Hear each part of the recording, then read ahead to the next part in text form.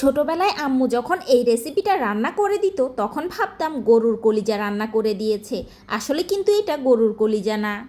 একটা প্যানে নিয়ে নিচ্ছি হাফ কাপ পানি, 1 টেবিল চামচ আদা রসুন বাটা, স্বাদ মতো লবণ, 1 চা চামচ হলুদ, 1 চা চামচ মরিচ, 1 চা চামচ জিরা ও হাফ চা চামচ গরম মশলা গুঁড়ো, একটা বড় সাইজের পেঁয়াজ ও 1/4 কাপ তেল দিয়ে দিচ্ছি।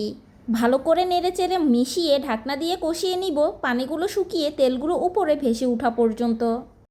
আজকে রান্না করছি মুরগির ঘিলা কলিজা। ঘিলাগুলোকে পরিষ্কার করে এরকম ছোট ছোট টুকরো করে কেটে ভালো করে ধুয়ে পানি ঝরিয়ে নিয়েছি।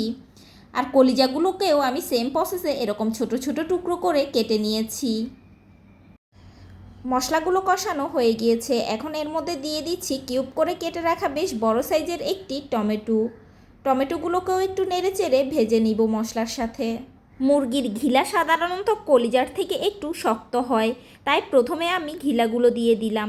ভালো করে নেড়েচেড়ে মিশিয়ে ঢাকনা দিয়ে কষিয়ে নিব বেশ কিছুটা সময়।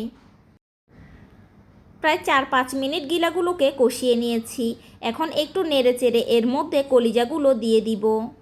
মুরগির কলিজা কিন্তু অনেক বেশি সফট হয়, তাই আলতো হাতে নেড়েচেড়ে মিশিয়ে আবারও ঢাকনা দিয়ে রান্না করব আরও বেশ কিছুটা সময়। কিছুক্ষণের মধ্যে দেখবেন যে কলিজা থেকে পর্যাপ্ত পরিমাণের পানি বের হয়ে এসেছে। এই পানির মধ্যেই আমি কলিজাগুলোকে ভালো করে সিদ্ধ করব, তাই চুলার আঁচটা একটু কমিয়ে দিব আর নেড়েচেড়ে ঢাকনা দিয়ে আবারও রান্না করব। প্রায় 20-25 মিনিটের মধ্যে দেখবেন যে মুরগির ঘিলা কলিজাগুলো রান্না হয়ে গিয়েছে। এগুলো রান্না হতে সাধারণত তেমন একটা সময় লাগে না, কিন্তু আমি মৃদু আঁচে কষিয়ে কষিয়ে রান্না করেছি, তাই বেশ খানিকটা সময় লেগেছে। 2-3টা কাঁচা মরিচ দিয়ে আবারও নেড়ে চেড়ে একেবারে লো হিটে চুলায় রেখে দিব 2-3 মিনিট, তারপর নামিয়ে গরম গরম সার্ভ করছি।